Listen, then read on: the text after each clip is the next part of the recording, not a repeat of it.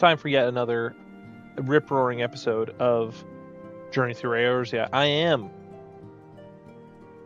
Man with Hat, Tiberius Fox. We are in the middle of, well, we're not even in the middle. We're rip-roaring right through. Again, I'm lacking other verbs and adjectives. We are absolutely trailblazing through. How about that? Part 6. We're ramping up, getting ready to go to Heaven's Ward. We're getting really close. We got to be within like 30 quests at this point. I'm not 100% sure on that. Don't quote me, but I think when I looked at it last, when I checked it before we started, I think we were 40, and so now we're at 30. But I mean to scour the annals of knowledge of Midgardsormr. Given his great age, I dare say he appears in more than a few. Do you hear that? The commotion outside. Would you see if aught is amiss? Uh-oh. Oh, that's right. The reason Royale. That's right, because we have Ilberd. I'm sure he's not doing anything nefarious.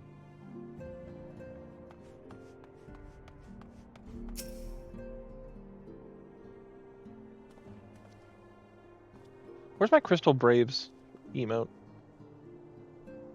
Tiberius, 'tis well that you are on hand. We have a problem. Rel has escaped. It's happened suddenly before all the immortal flames took her into custody. She had been placed in a dungeon cell ahead of her coming trial, but apparently the accommodation was not to her liking. The turnkey was found slain along with 2 guards. 'Tis plain she received inside help. Citizens report seeing Royale quitting to the city via Gate of Nald with a bloodied spear in her hand. She makes for Castra Meridianum, I am sure of it. With her fate in Eorzea as good as sealed, what recourse has she but to flee to the Imperial Masters? Even as we speak, Captain Ilberd and the First are hot upon Rel's heels. Pray make haste to Camp Blue Fog, join the hunt. Okay. Part of the reason I keep stopping is every time I see her name, my brain cannot decide how it wants to pronounce it. I feel like I need to go ask I bet you it's another French name, and I just don't understand it. Alright. You know what? Hang on a second. You know what I'm gonna do? Give me 1 second. I'm gonna take a screenshot of that name, take a picture of it on my TV, and I'm gonna ask my wife how she would pronounce that. I'm sure she would know, because the linguist that she is, not actually, but kind of. Alright, so let's, we got the screenshot. How would you pronounce this name? Alright, we'll see if we get anything out of that. I know that was completely unnecessary, very riveting to watch. It's like listening to someone talk about a video podcast, and they're like, oh, if you could only see the screen right now. Alright, we gotta go to Camp Blue Fog. I was gonna go do the thing, let's just teleport.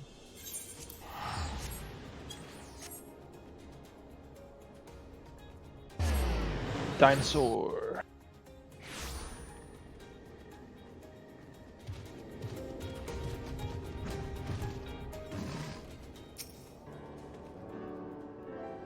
My thanks for coming, Scion. I have broken with the soldiers here. I have spoken with the soldiers here. They say that Royale has walked through the camp not a bell ago. Aye, she walked right through. You did not mishear. We have Raubon's decision to keep the matter secret, thanks for that. Bad for morale, he said. As a result, not a single flame in the garrison made any attempt to detain her, and so here we are. Royale must not be allowed to reach Castra Meridianum.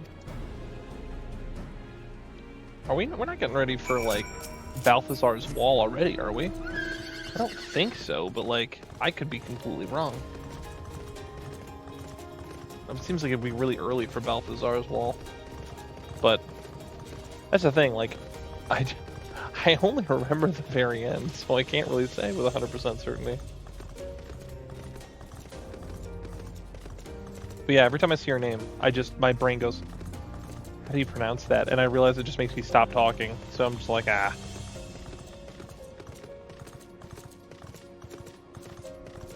Man, we haven't been through here since we were doing Finding Coil, which feels like only yesterday and also like forever ago at the same time, simultaneously.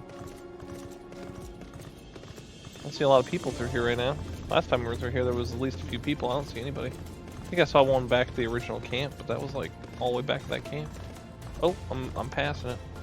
Oh, we got a single player duty. Yu Hase here, looking at some dead dudes. Breastplates? I don't know. Alright, let's do it.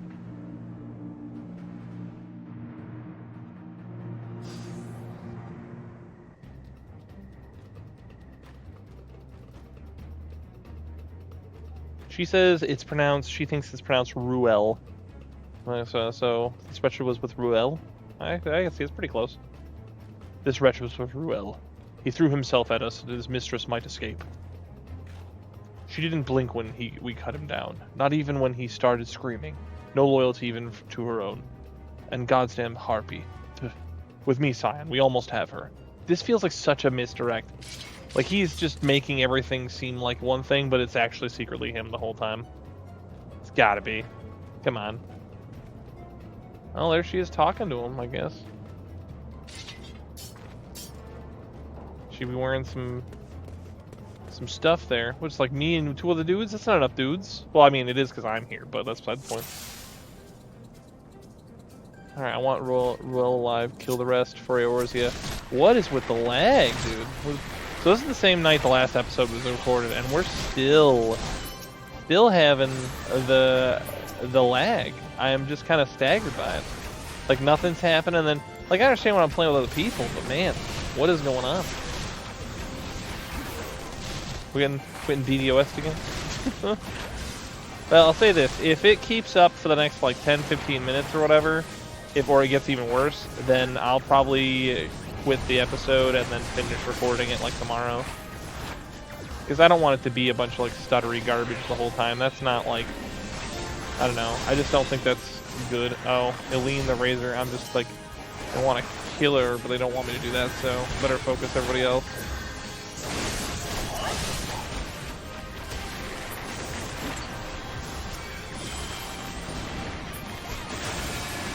Well, it seems like it evened out. Oh, I don't want that guy, I want this guy. There we go. I still can't get that target prioritization fixed. Whatever. At least this is like relatively uncommon, so I don't have to worry about it too much. Oh no, it's a Colossus. They have healers, kill them first. You got it.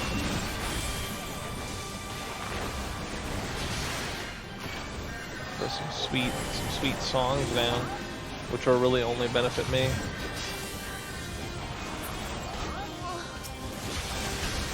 Oh no, Flame Gladiator, hang in there. No, he's done for. Not like this, not Flame Gladiator. He was 2 weeks from retirement. He didn't deserve this. I can't believe you do that to Flame Gladiator. He was doing his utmost.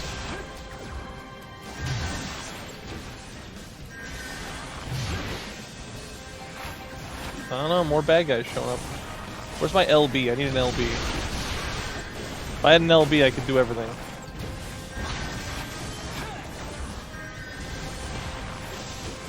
Huh? Oh, I got some... Oh, we got ninjas showing up. Oh, better late than never, ninja peeps. Oh gosh, got robots? We got ninjas and you got robots? Sounds like a sequel to Plants vs. Zombies. Robots and ninjas.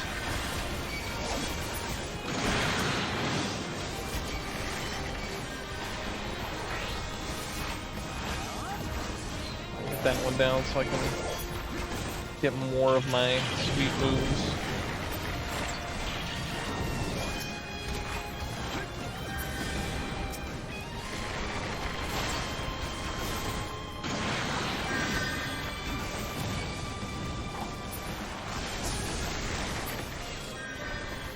Alright. Better late than never.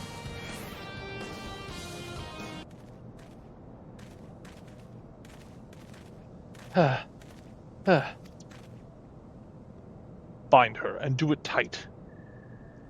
Yes, sir.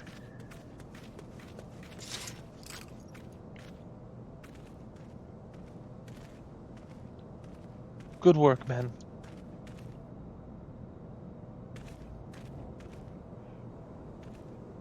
She and her Imperial cronies pushed us close, but we were better. Behold, a respected officer of the Immortal Flames.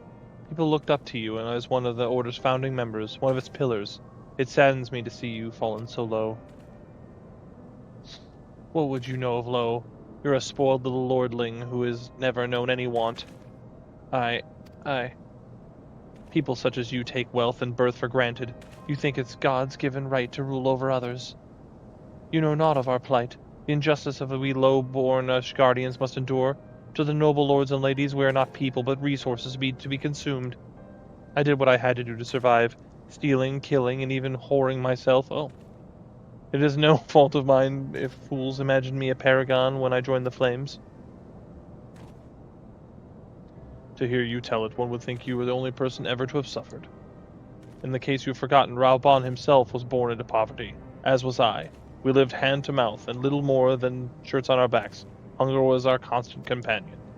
Yet never did we bemoan our lot in life, nor did we begrudge others their fortunes. We accepted the hand that we had been dealt, and played it like the best of our ability. Life was a battle, aye, but no matter what the fate threw at us, we took it on the chin and came back for more. Everything we have, we fought for. How are we any different, then? 'Tis true, we were both mercenaries of low birth, and 'tis true we both had our fair share of struggles.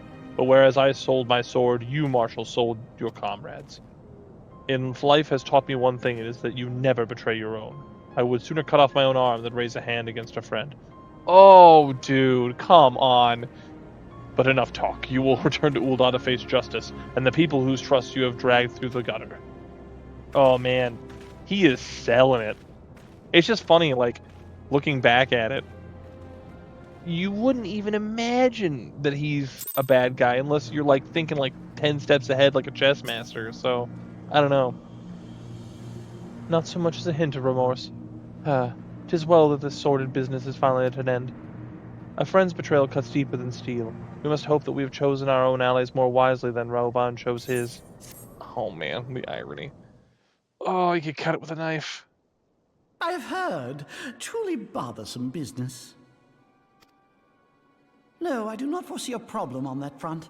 The main concern is Raoban. There is no telling what the brute might do. Have the Blades watch him in the flames day and night. The thing is, I was thinking, is, especially with this guy, right? He was all for Ugiri and everything, and then all of a sudden it's like, oh, actually, secretly I was plotting and trying to destroy everything, right? And then we can't really do anything against him. And then we're like, well, she betrayed it, and obviously we do. A good thing all the rest of our friends are totally fine. It's like, he was fine. We all liked him until we realized that he was a scumbag. So why are we pretending like everyone else is on lock? Don't worry, we've got it. You may leave the Sultana to me. I shall personally attend her grace. Oh, there it is. We're setting it up.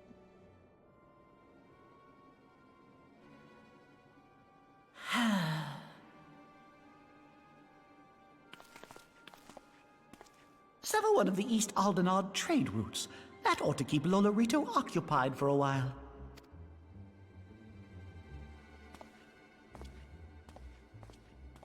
Nanamo Ulnamo.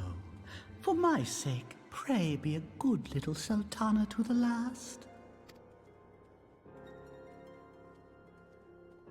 The plotting of implications.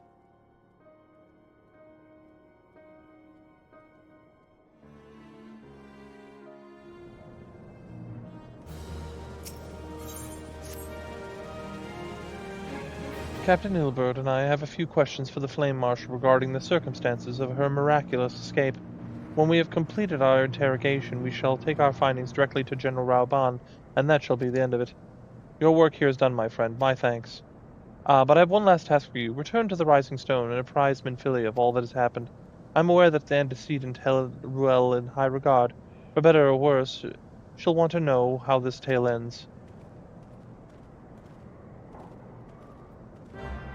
Man, I gotta be honest, they are setting up a really good twist right now. Like, if you didn't know, I don't think you would know.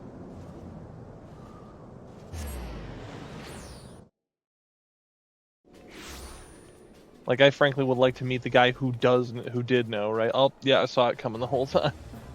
It's like, what kind of sorcerer are you in real life?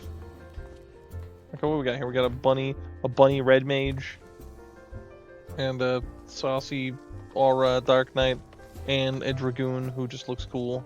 Dragoons just look cool.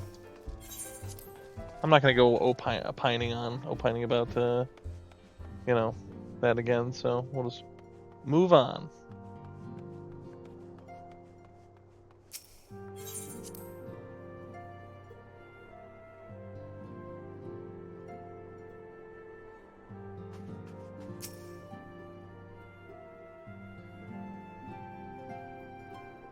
Welcome back, my friend. I have already received word from Alfino. To think that Flame Marshal Huayu was the Garlean agent. I know not what to say. Alright, hold on. Hold the phone. So I was calling her Royale. My wife said she thought it was Ruel. What? Rui? Is that what she called her? Together with Robon, Eline lent us much-needed aid at the time of our Order's founding. She was particularly passionate about the need to tackle the primal threat. I'm sorry, I'm flabbergasted. Like, I feel like I need like an instant replay like the NFL. I need John Madden to burst in and just be like, well, if you go here, I need that right now for the explanation of how that name was pronounced. I'm so dumbfounded I can't even remember what she said. It was so like, wait, what? When we discussed the subject, her eyes fairly shone with determination. Whatever else she may have been, I choose to believe that it was her true self with whom I spoke then. But now is not the time to dwell on such matters. I have an important announcement to make regarding our effort to defeat the Asians. We shall begin as soon as everyone is assembled. You know what's crazy? I'm thinking about all the stuff that has to happen in the next, like, 25 quests. Like, I realize the quest isn't, like, a 5-minute ordeal or whatever, but, like, man, What's-Her-Face has to help die fighting the Asians, and Ilberd's gonna betray us, and Nanimo has to get poisoned or whatever. And, like, there's so much stuff that has to happen. They have to, like, wrap it up. It's like Indiana Jones getting the hat out from underneath the door, man.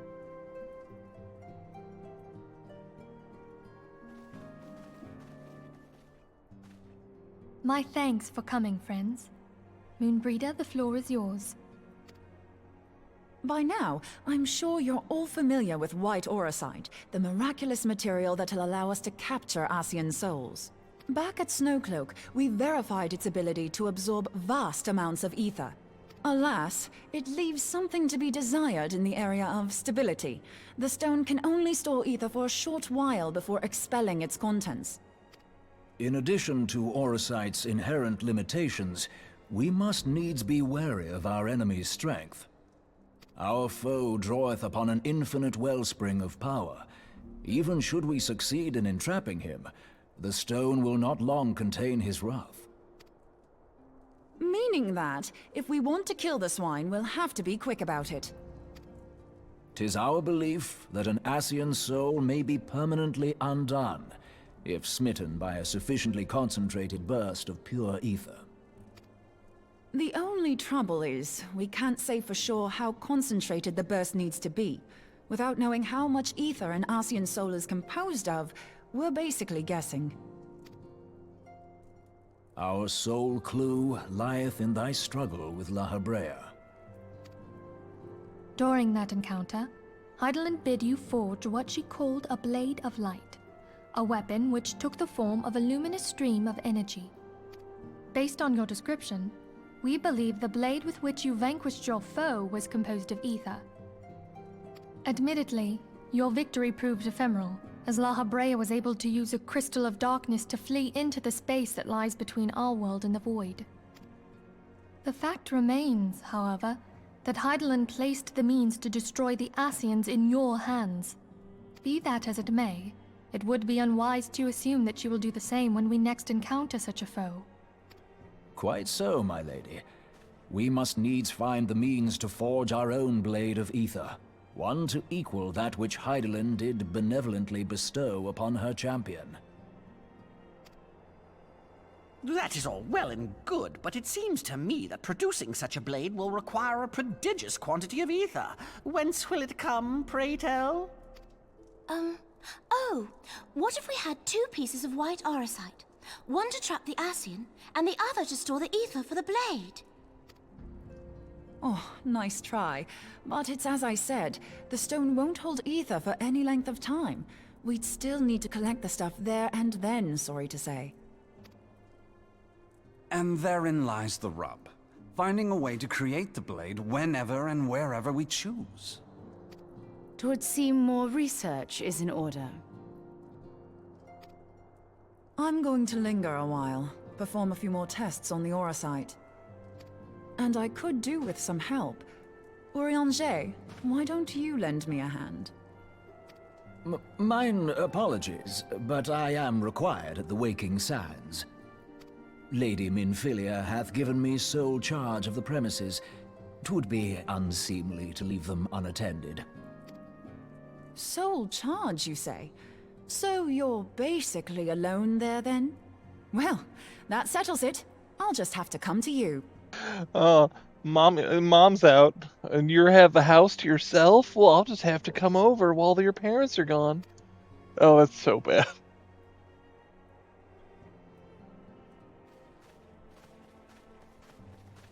Meanwhile, poor Eorzea, he's totally in, but he doesn't have any, While you were afield, word arrived from the Sharlayan motherland. he doesn't have any game right now at all. You will recall that a survey party was dispatched to investigate the incident at the Isle of Val. What they discovered was troubling, to say the least. According to the report, the Isle has been erased from existence. 'Twas as if a hole had been torn in the very fabric of reality. Aye, yet the mystery endeth not with the Isle's disappearance. Am I crazy? Does this ever come up again? Like this Isle of Val thing? Do I just forget about it? Have a memory hold at the Isle of Val? It hath come to light that a number of scholars in various other locales were reported missing at a similar juncture. What's more, they all had something in common with the head of the students of Baldessian. Every last one of them was researching a phenomenon called dimensional compression, or the rejoining as the ancient texts call it. I'll be damned if that's a coincidence. All indications suggest Ascian involvement, but I sense that a force greater still is at work. The entity the Dark Beings call the One True God. We must pray that my dear friend Kryl regains consciousness soon. If she bore witness to the Isle of Val's final moments, she may be able to shed some light on this mystery.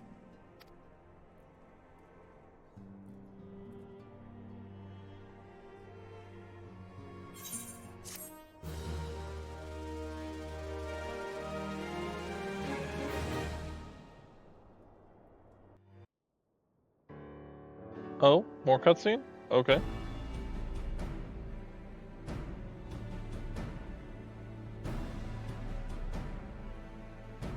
Following the calamity, the forces of the 14th Imperial Legion entrenched themselves in strategic locations across Eorzea.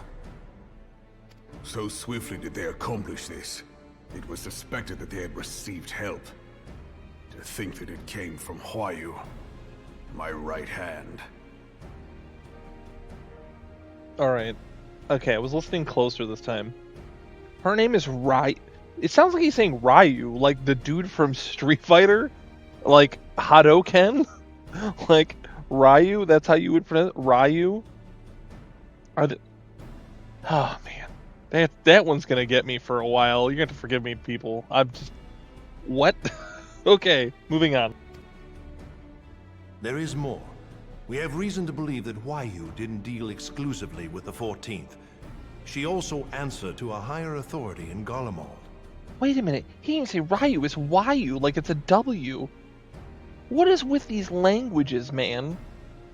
Wayu? That's how you pronounce that? Wayu? That doesn't even look like the same words. It's like someone just made it... You know what? No, I'm gonna calm down. We're just gonna move on. I am sorry, we're just gonna move on right now. But this higher authority could not have been the Emperor. By consenting to the media project, Solus Zos Galvus showed himself to be more concerned about preventing the spread of primal influence than claiming Eorzea for the Empire.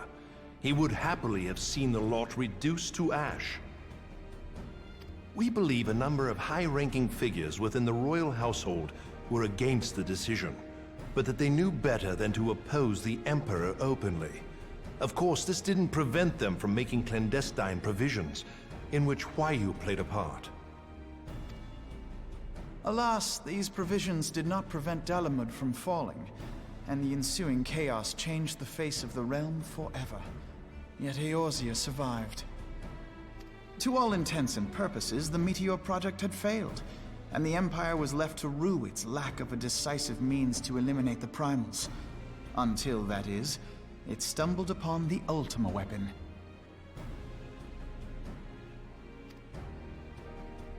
Even before the accursed thing was dug up, it seemed to me the 14th had the might to overwhelm our weakened armies. Yet they chose to hide behind their walls. Why? The Black Wolf was wary of making the denizens of Eorzea desperate, lest more primals emerge to bleed the land. The discovery of the Ultima weapon, however, emboldened him to resume his war of conquest in earnest. But there was one in Garlemald who believed that Van Belsar's actions were premature. One who stood higher in the Imperial Army's chain of command. He ordered the Legatus to halt his advance, only to find that the Black Wolf had slipped its leash, and that the 14th now acted alone. In a bid to bring Van Belsar to heel, he used the agent he had planted in Ul'dah prior to the Calamity to undermine the Legion's efforts. A man who outranks Van Belsar, yet opposed the late Emperor's decision to annihilate Eorzea. This could only be the former High Legatus of the Garlean army, now known as Emperor Varus Zos Galvus. So he was Huayu's true master. But one of several in actual fact. We've learned that even as Huayu served the Empire's interests, she sold Imperial secrets to a certain faction in Eorzea. I just want you to know that while I am being quiet, I'm laughing every time they say her name. It just makes me laugh. It's like someone just said, dude, anytime I hear the name or see a name that doesn't make sense to me, I automatically think of this stupid comic, and I know I've referenced it before, but roll with me. There's a dumb comic someone made where two guys are trying to decide how to name a Pokemon, and I've probably mentioned this again and again, please bear with me.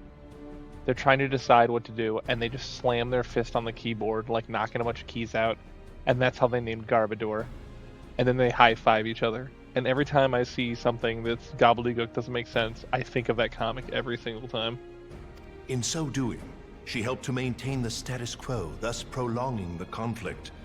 Considering who stands to profit from war, it isn't hard to imagine who her other masters were. Seven hells! You mean to say that she was a double agent? Huh, triple, if you consider her services to Van Belsar and the new Emperor as separate. As neatly as these pieces seem to fit, one aspect of the puzzle remains unclear to me. By whose will was the Marshal feeding intelligence to the heretics? And try as I might, I fail to see how aiding their cause would profit either her Imperial or Monetarist masters. Could it be that another hand is at work here? If so, Huayu must be made to reveal whose it is.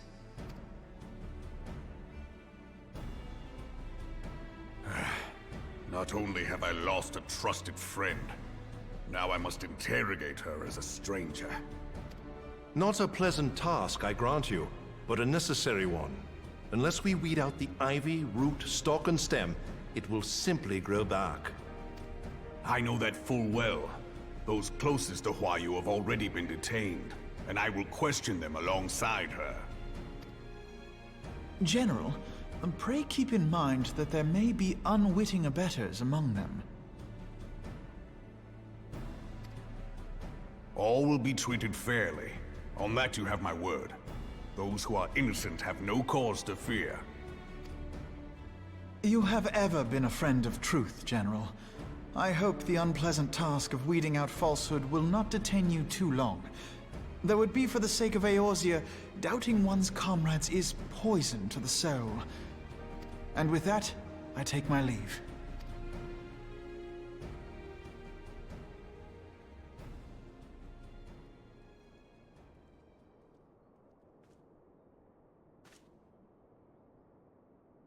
All these years, I've been made to dance to their tune. How could you, Huayu? How could you side with them? I can't remember. Is this where... I know he loses his arm. Did he lose it now, or does he lose it in Stormblood? I can't remember when. Those cankers who take from this land and give naught in return. I think it's now. I think he loses it during this whole debacle that's coming. While the people starve. Sorry, I promise not to talk over dialogue, but I'm just, like, kind of thinking out loud. I know you can hear me, monitorous scum! Your crimes will not go unpunished! One day I will purge this land of your sickness! Before the eyes of the 12, I swear it!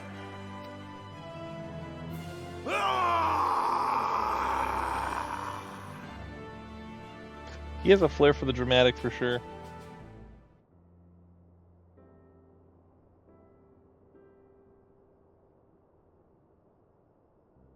I shall have no further need of you this day. Your Grace.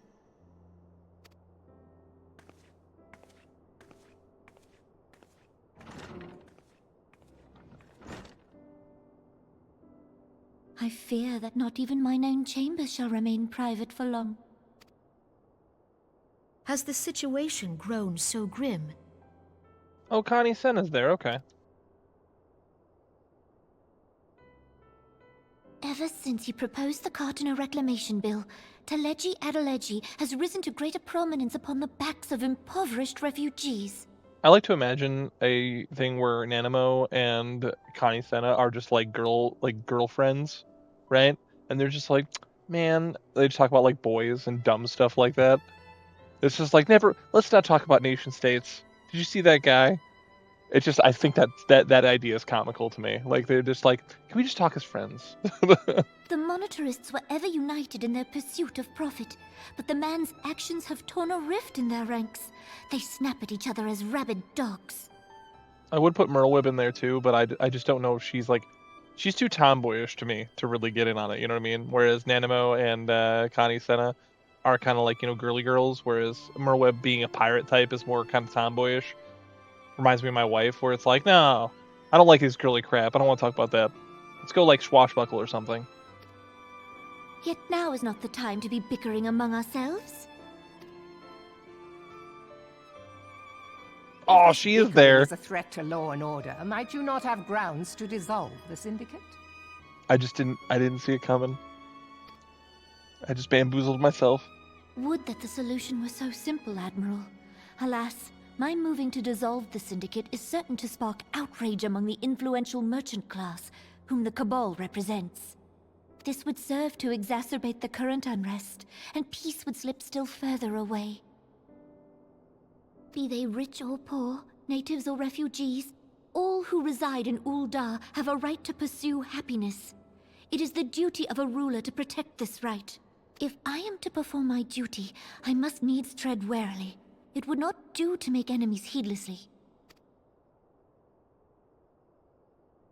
Were Lord Lolorito here, he would doubtless say that I have my head in the clouds. A ruler is required to take a wide view. Try as we might to cater to all needs, some will inevitably be overlooked. As such, there shall ever be citizens who feel aggrieved. It cannot be helped. I would like to say that the one thing is, not to be that guy, but like, all the leaders being females, they all have different personalities. Like, Connie Senna is kind of soft, Nanamo's kind of in the middle, and the Merlwyb, like I said, is kind of a tomboyish type person. But none of them have, like, a conflict in the way of, like, one of them being, like, a brash person, and the other one, I mean, you could say that Merlwyb to a degree, but, and I mean, with Nanamo kind of leading Raoban to just do most of that himself, you kind of, like, he kind of supplants her in that way, sort of, but not really. Like, she ultimately makes the decisions, but he makes a lot of, like, militaristic calls. But, I don't know. I think it would make more interest if, instead of them all just being like, oh my gosh, let's talk about problems. We're not really working together, but we are, but we aren't, but we are. You know what I mean? I don't know. I just think it'd be interesting if they had more conflict to that. Like, I don't know. I'll be interested to see when, like, I know later on, like, Amaric, right? He takes over and everything. and then he's sitting down with the three of them and talking about stuff. And, they work together, but, like, it's a little more interesting that way, because he'll be like, well, yeah, I think we should do that, and no, I don't think we should do that. It's just, I think there's a little more back and forth would be better, rather than just going, the way they're talking in a more sophisticated way, that I know I was joking about them, like, like talking about boys or whatever, but in the same way, like, oh, I had this guy, like, she might as well be talking about a coworker she doesn't like, and they're like, well, can't you just report him to HR? You know what I mean? And they're like, no, I can't, because HR is friends with, like that. They're talking about a higher problem, but it sounds like that kind of conversation to me. But as you have informed us, the monetarists take no view but their own. They hunger for power while the masses starve. In the absence of a common cause, it seems beyond any one individual to make Uldar whole. And the presence of a Garlean agent within the Immortal Flames only makes matters worse. Even accounting for Uldar's historic reliance upon mercenaries, such a grievous breach of security is unprecedented. I fear this business will provide the monetarists with a rod to beat Rauban. Eorzea can ill afford for the Immortal Flames to be dampened now. Ere long, the Garleans will turn their ravenous gaze toward our lands once more. If we are to resist their might, our nations must stand together. Yet for this to happen, our nations must be whole. Cannot be done to improve the situation in Uldar. The true wealth of Uldar lies in the health, happiness, and hopes of her citizens. The monetarists claim to represent the best interests of the people, but in sooth they desire only to manipulate them for their own selfish ends. You ever notice, like, okay, so we got some salads on the far side of the table, and they're not near anybody, right? But everyone has, like, tea and, like, little sugar cubes for the tea and everything like that, and just sugar sweets right in front of them. What are the salads for? No one's eating them. No one's eating the salads. They're just all eating cake.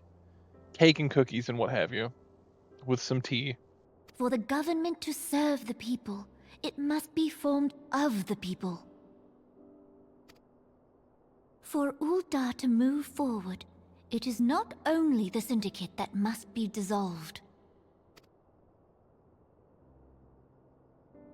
Nay, you jest.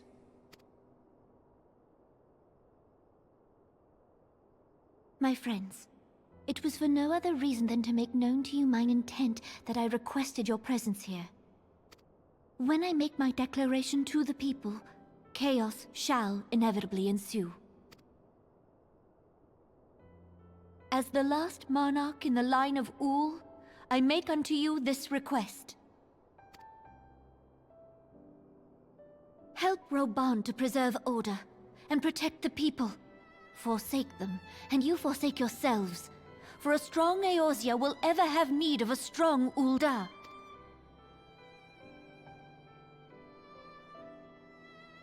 Your Grace, are you certain of this? There is no other way. When the time is ripe, the nation shall become a true republic. Both royalists and monetarists shall cease to be. She's going to dissolve the government. Uldar will no longer belong to kings or queens or merchant princes, but to her people. Hey, you guys, you mind if I dissolve the government of my entire city-state? You guys can, like, hang out, right? Like, it'd be good for us, I'm telling you. Rauban, no instability. Forgive me for casting aside all that you have toiled for in my name. Beyond this gesture, I am powerless to help my subjects.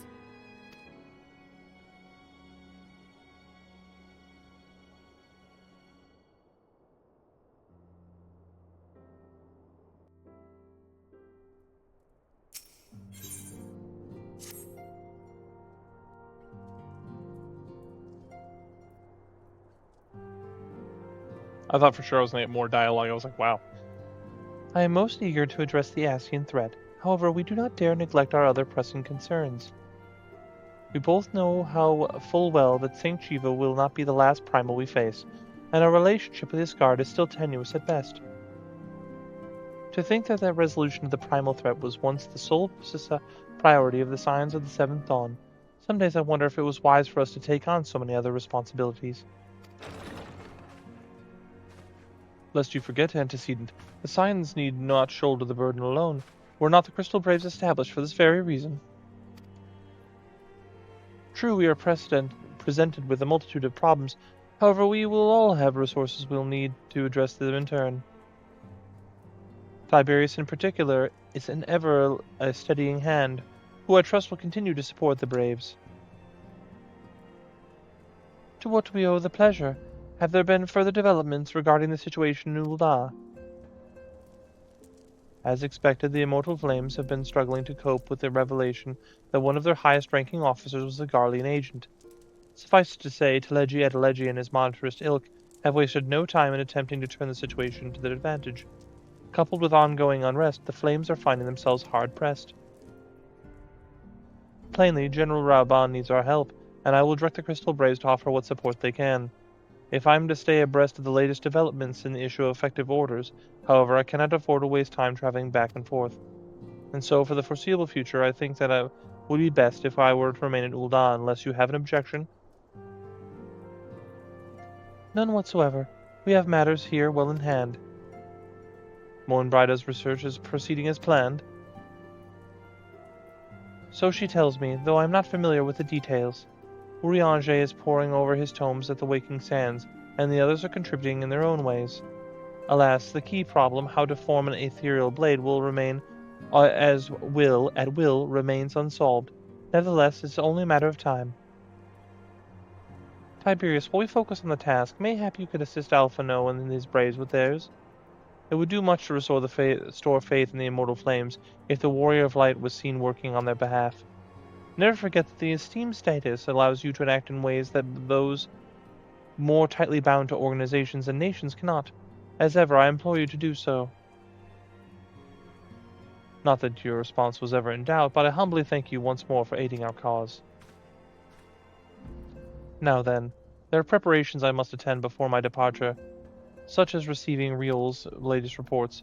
He has proven to be quite skilled at gathering information others wish kept secret, hence why I placed him under my direct command and ordered him to investigate Ul'dah riots.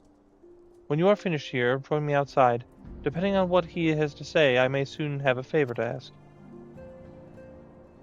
If there are any developments on our front, I shall inform you at once in the usual fashion.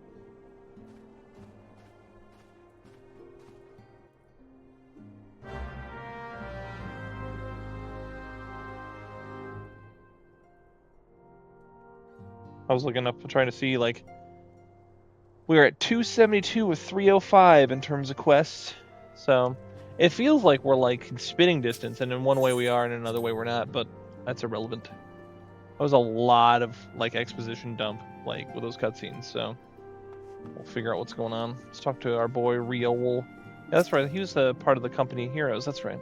Or the, yeah.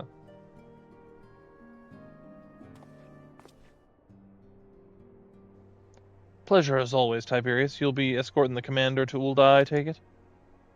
Actually, I had another task in mind for him.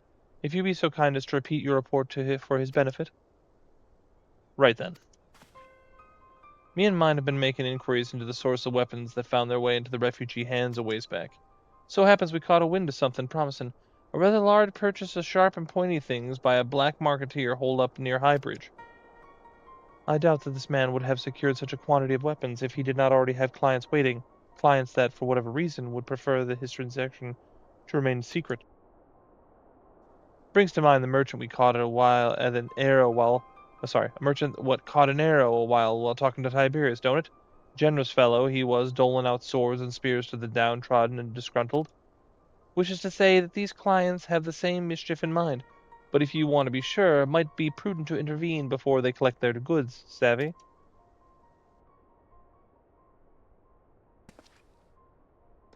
Seizing the weapons before they fall into the wrong hands would be for the best. However, if we strike to the appointed hour, we might capture the black marketeer as well as his clients. What say you, Tiberius? Then it is settled. Rendezvous with Captain Ilberd at Highbridge and intervene when the exchange takes place. Now then, if you would excuse me, I must leave for Ul'dah. I expect good tidings.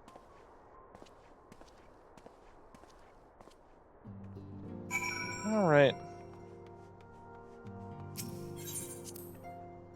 Wait, I just went the wrong way. I went the wrong way!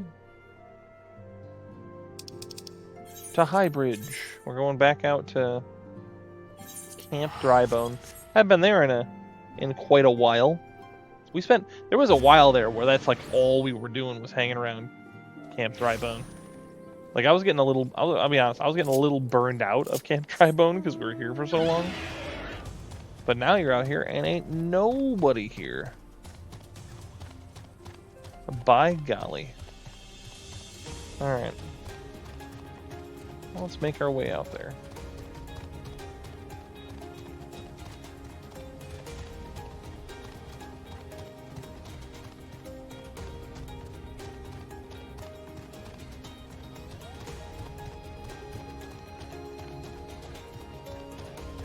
There sure has been a lot of like cutscenes in this episode though.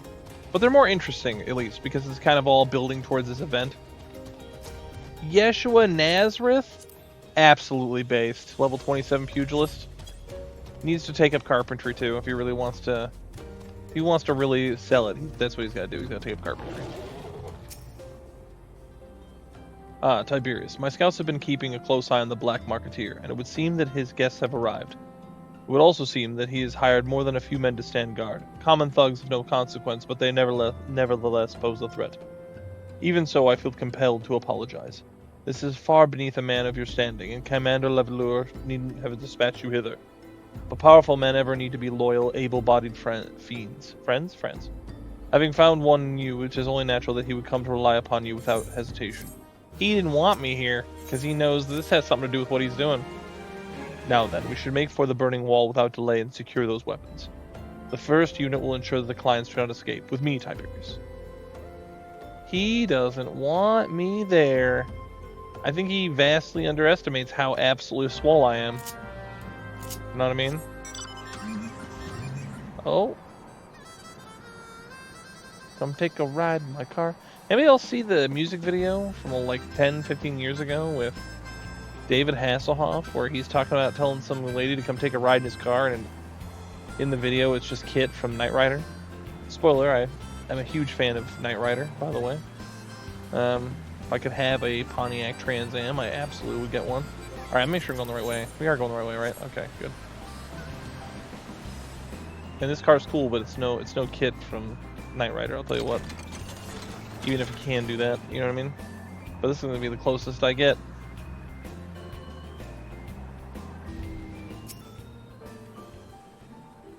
I spy the one man, but there are sure to be others. I have a plan. While you approach this entry and create a distraction, my men and I will slip past and catch the Black Marketeer unawares.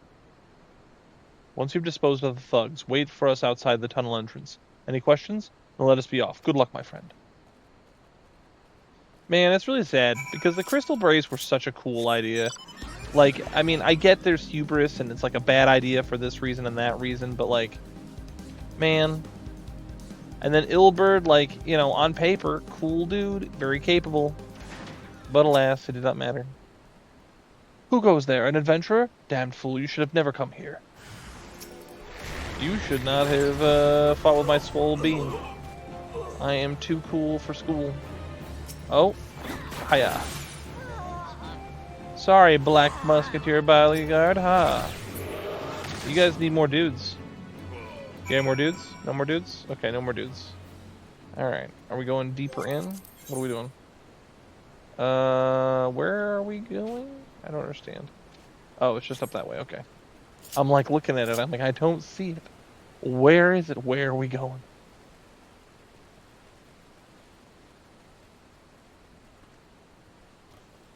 Okay, I see the destination now.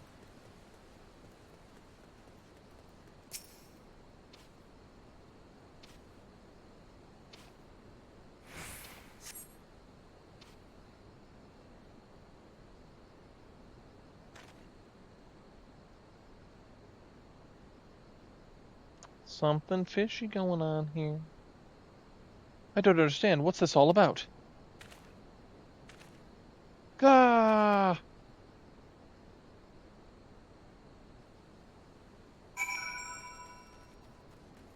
Nothing suspicious going on around here.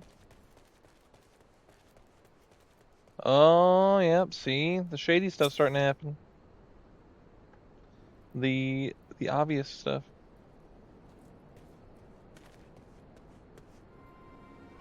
As you can see, this is a fine mess. When I tried to restrain him, he drew a hidden blade and lashed out. But before I could disarm him, one of my subordinates panicked, and this is the result. How foolish of me to underestimate the bastard and bring an inexperienced recruit. Commander Leveilleur will be most disappointed. Damn it all. A golden opportunity wasted. As for the clients, though, we know not how they slipped past our perimeter. At present, the first is currently tracking a party of dusk-white sellswords we may suspect be them. Would that we have enlisted the aid of the immortal flames with the brass blades. Alas, we're here to aid them, and they're in no position to aid us. Well, at the very least, we have to secure the weapons. Yet even that accomplishment is lacking, for the information we received indicated a massive shipment, and this is anything but. Uh-huh.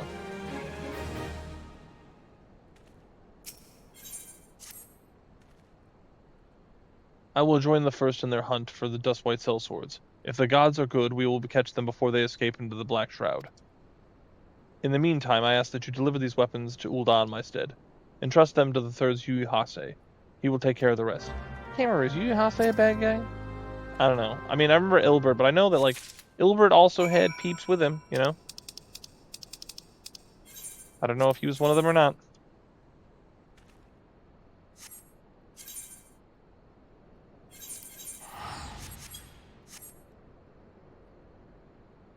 I'm gonna fold space.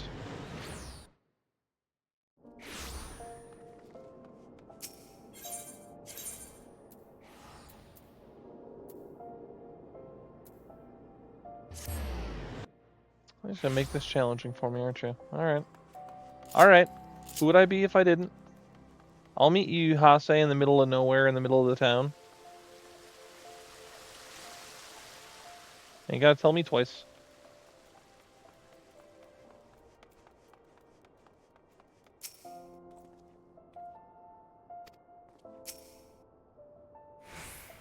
Ah, Warrior of Light, ever reliable friend in the Crystal Braves. You have my deepest thanks for your assistance in Coerthus. Now what brings you to us this day?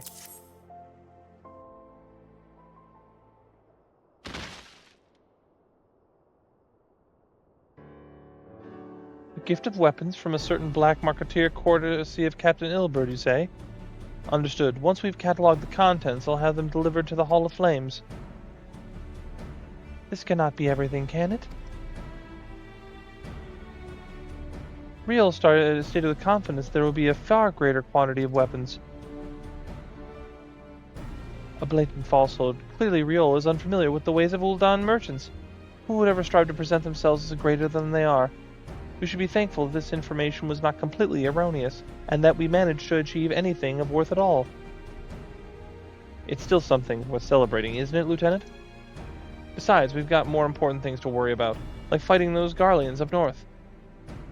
There'll be no fighting if I have anything to say about it. Our orders are to stand watch, not to seek glory in battle. If you've no further need of us, I shall take my unit to the cerulean processing plant. Time for the fourth to keep their keep, eh? Fight it well, Elian, for the freedom of all. She just said she didn't want to fight. And then you're like, oh yeah, you're gonna go fight, huh? It's like, no. But she just said she didn't want to do that. Excellent work as always, my friend. Rest assured that the immortal flames will hear of your contribution until we meet again. I do wonder if I have, like, a Crystal Braves, like, salute. I'm assuming I don't, but... Tiberius, a word, if you please, ye. Not here. Look for me at the Sapphire Avenue Exchange. No need of whistling this time. Don't worry. Yeah, we're figuring it out. Alright, where's the nearest Aetheryte? Is it back where I came? That's probably this way. This way, and then to the left. Doop doop doop. That's what I'm saying, there's so many Aethernet shards here, and there's like nobody in here. Oh, there's somebody right now. There's like 2 people. Oh my gosh. Alright, looks like we're going to the Sapphire Avenue Exchange.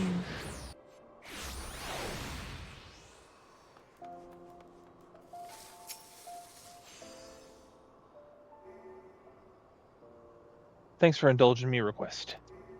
Few places better than a market for privacy, I find. All the hustle and bustle of commerce means most conversations go unnoticed. I'll get to the point. At the Burning Wall, when you were in, the captain interrupted the exchange. What happened? Tell me everything, leave no detail out.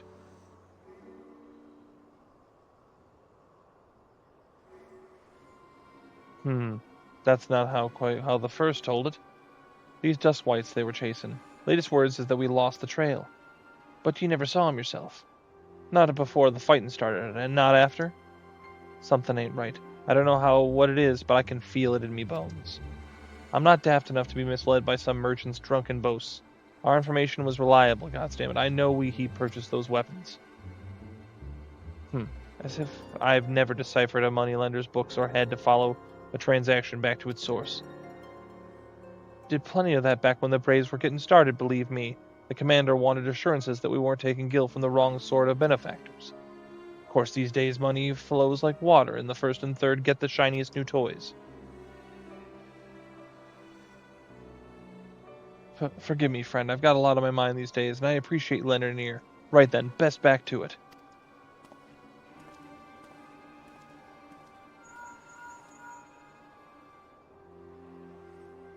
Tiberius, can you hear me? This is Tataru. Your presence is urgently requested at the Rising Stones. Please come see me as soon as you are able. Now what? Now what, I ask.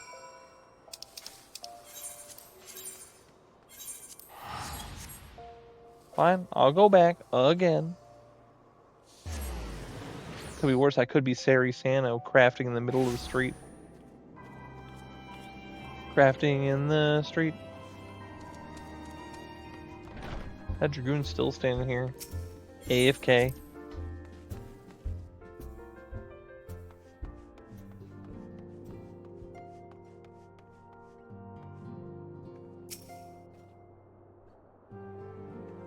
Thank you for coming so quickly, Tiberius.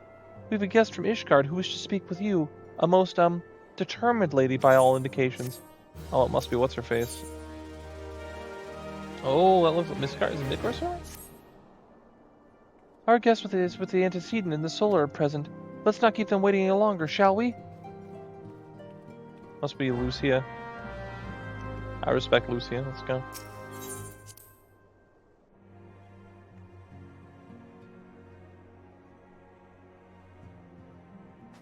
It is.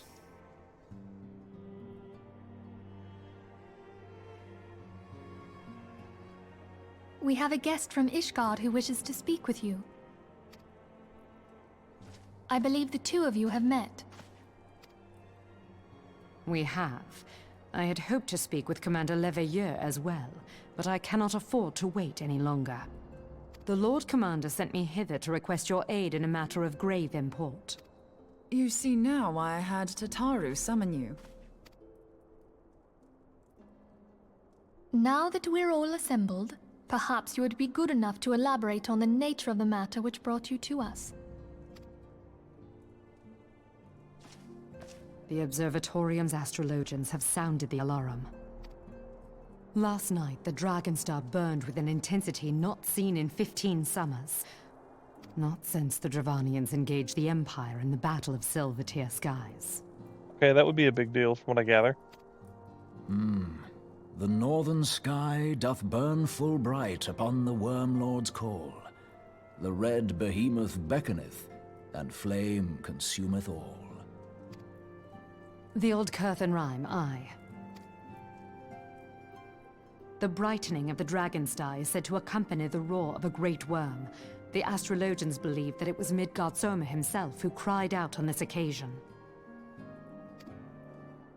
After an absence of centuries, the King of Kings did return to lead his kind against the might of Garlemald, only to fall in his duel with the Agrius, proud flagship of the Gallian fleet.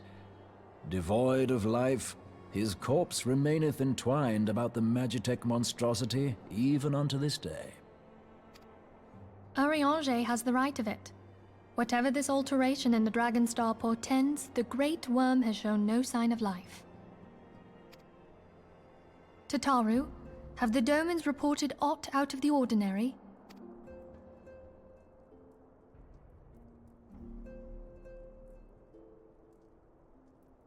Correct me if I'm wrong, but if Midgardsormr had roared, wouldn't we have heard it here in Revenant's Toll? Roar is but a figure of speech. Dravanians can communicate in ways beyond our ken. It is for this very reason that we are forced to look for signs in the heavens. We cannot say with any confidence that a great worm roared at all, much less that it was Midgardsormr. And they kind of have some of that in the later things with, man, I can't think of his name all of a sudden. It's the dragon that shows up in, like, all of Endwalker that's running, oh my gosh, I can't remember. I really am bad with names. It's the Indian themed city that I can't think of. Rajasthan, he's the one that runs that. I suddenly can't think of him. He's a cool guy. I just can't remember his name. Only by directly examining the Keeper of the Lake can we be certain. However, it will take too long to gain the Holy See's approval to dispatch the Temple Knights. Therefore, Sir Emric would entrust this task to you. Do you accept? No. Would never do that. We knew you would not disappoint us. Now, if you would excuse me, I must return and assist the Lord Commander. We have precious little time to prepare. To prepare for what, pray tell? When a great worm roars, his brethren cannot choose but answer. We prepare for battle. Well, that's a sudden development, isn't it? With everything going on, they got like 5 plot threads going on all at the same time. I mean, obviously it's all ramping towards Heavensward, but it's just like, oh, well, this is happening, and this is happening, and this is happening all at the same time. It's like a baton pass constantly. Forgive me if I state aught with what I already know, but I would ensure that you understand the nature of your destination. As Urianger stated, we now call the Keeper of the Lake is the wreckage of the Agrius, former flagship of the Imperial fleet, and the corpse of the worm responsible for its destruction. 15 years ago, as the next step of the campaign to subjugate Eorzea, Gaius van Belzar attempted to seize control of Mordona. So massive was his force that all thought his victory a foregone conclusion. But an unlikely ally came to Eorzea's aid that day. Midgardsormr, legendary guardian of Silvertear Falls, burst forth from beneath the waters of the lake and led a host of dragons against the Garlean airships overhead. In what would later become known as the Battle of Silvertear Skies, the Great Worm felled countless airships before engaging the Agrius. In the ensuing struggle, the flagship's ceruleum engines failed and tumbled into the lake below, yet the victory came at a great cost, for the explosion which followed claimed the life of the Great Worm as well. That same explosion transferred Silvertear Falls into the desolate wasteland it is today, draining the lake of its waters and crystallizing ether for realms around. Yet oh, I didn't mean to skip that. I went and moved my hand, my binding up. Alright, we're gonna pretend that was. You can pause it and go back. In accordance with Sir Emric's wishes, our Doman allies have been standing watch over the Keeper of the Lake. It would be wise to speak to them before investigating the wreckage ourselves. Be careful, my friend. We do not know what dangers await you within. Now then, let us not neglect our own tasks. There is much to be done, and precious little time to do it.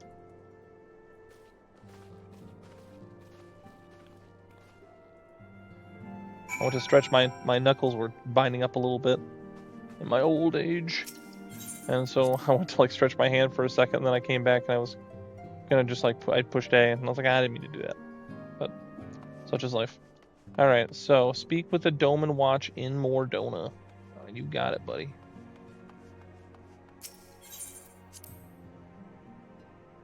Yeah, I totally forgot about this. Again, this is another one of those aspects that I just completely spaced on. You shouldn't have running motorcycles inside. Come on. Alright, we gotta go that way. Come, Twintania.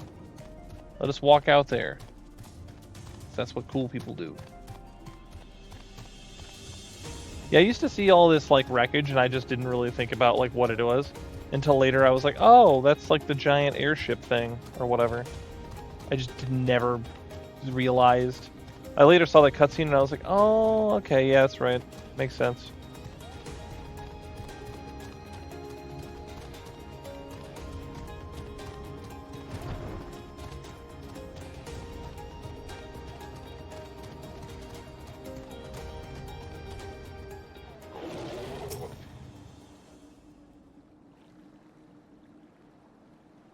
You're in luck, sir. I was about to send word to Reverend Toll about the Garleans. Of late, I've seen small airships, likely from Castrum Sentry, come and go from the Keeper of the Lake. Though I cannot say from certain at this distance, I believe they may be salvaging something from within the wreckage.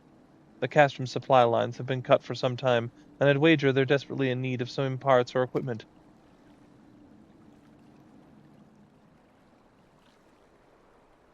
So it's true then? The Ishgardians honestly fear that the worm might rise again?